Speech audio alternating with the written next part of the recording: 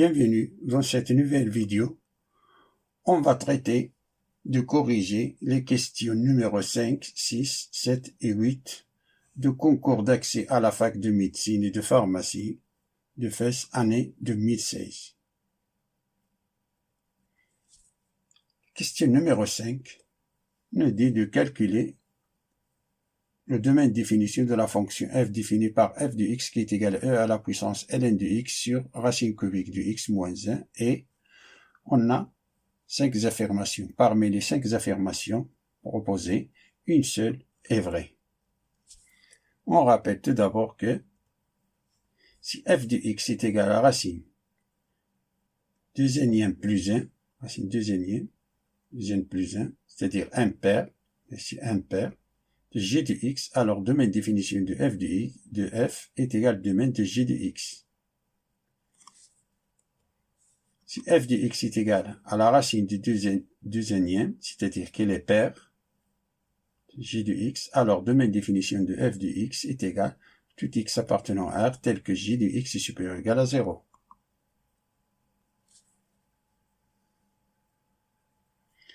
Ici, la fonction f de x est égale à e à la puissance g de x, alors domaine de définition de f est égal au domaine de définition de g. Notre fonction f de x qui est égale à e à la puissance ln de x sur racine cubique de x moins 1, alors domaine de définition de f, c'est le domaine de g de x, c'est-à-dire c'est le domaine de ln de x sur racine cubique de x moins 1.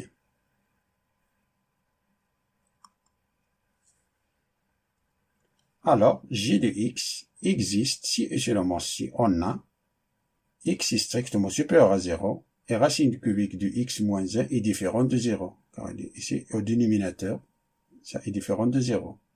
Racine du cubique de x, ça existe pour tout x appartenant à R. Racine cubique de n'importe, racine cubique de x existe pour tout x appartenant à R.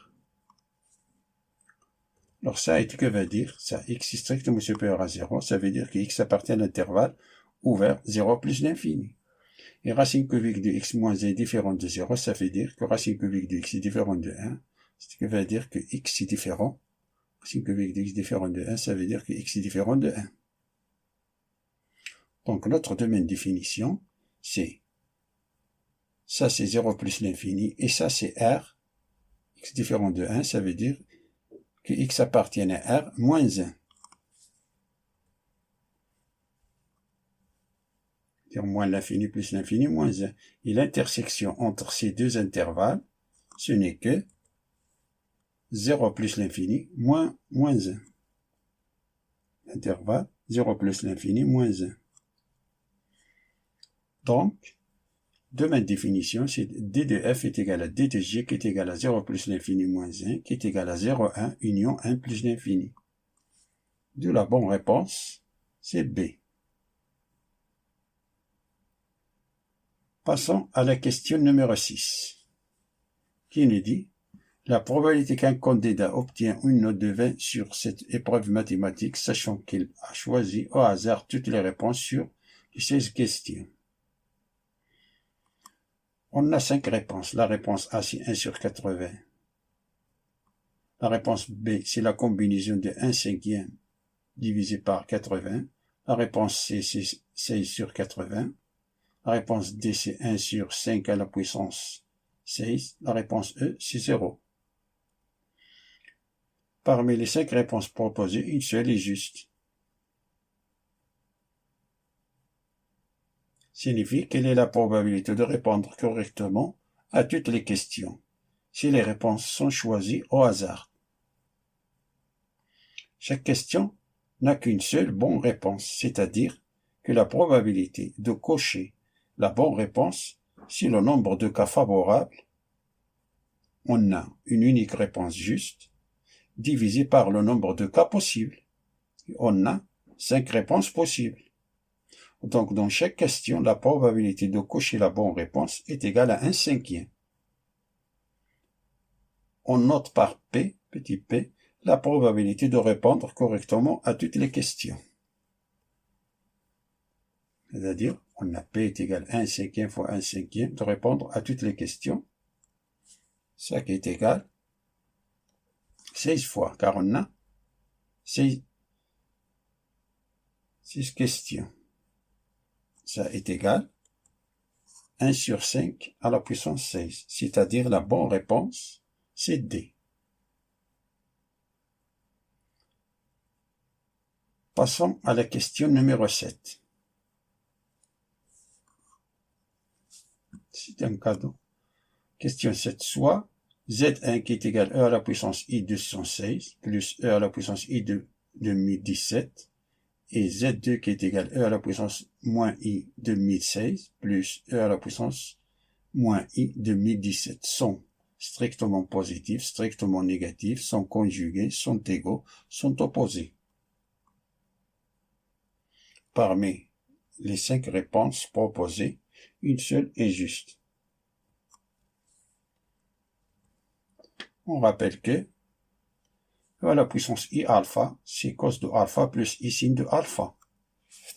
Et que sont conjugués, c'est cos de alpha moins I sin de alpha. Car on a cos de moins alpha plus I sin de moins alpha, c'est E à la puissance I moins alpha. On a Z1 qui est égal à E à la puissance I 2016 plus E à la puissance I 2017 sont conjugués, c'est E à la puissance I moins 2016 plus E à la puissance I de moins 2017.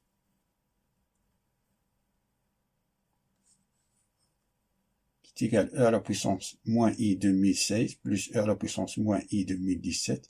Ça, ce n'est que Z2. D'où la bonne réponse est C. La question numéro 8 est de résoudre l'équation différentielle y' plus y plus 1 est égal à 0, qui vérifie que y0 est égal à 0. Si la fonction définie par sur R par, on a 5 affirmations. Parmi les 5 affirmations, une seule est correcte.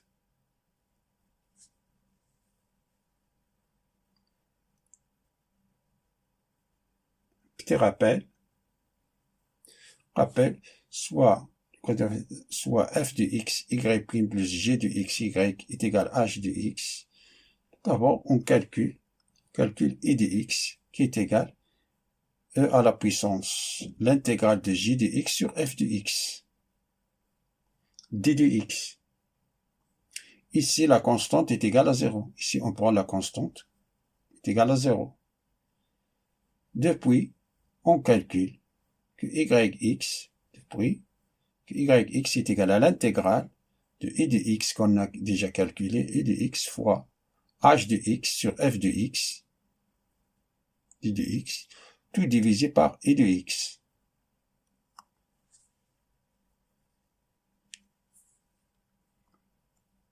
Ça, c'est la solution de l'équation différentielle. Alors, on a y' plus y plus 1 est égal à 0, ce qui veut dire que y' plus y est égal à moins 1. Si on a h de x c'est moins 1, j de x c'est 1, f de x c'est 1.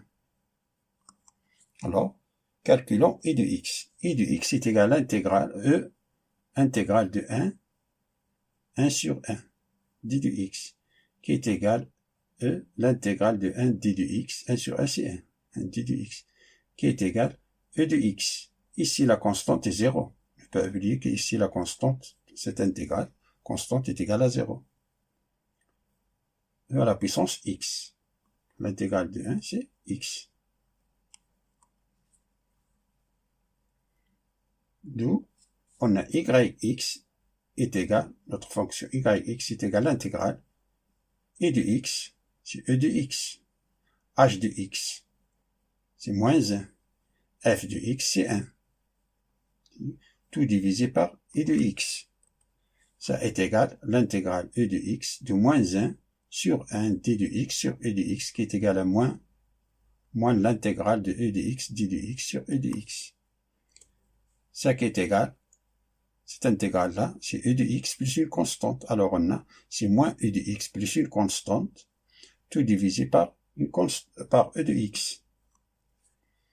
Ça qui est égal, ça ce n'est que moins e de x plus une constante divisé par e de x, c'est moins e de x plus une constante, tout multiplié par e à la puissance moins x.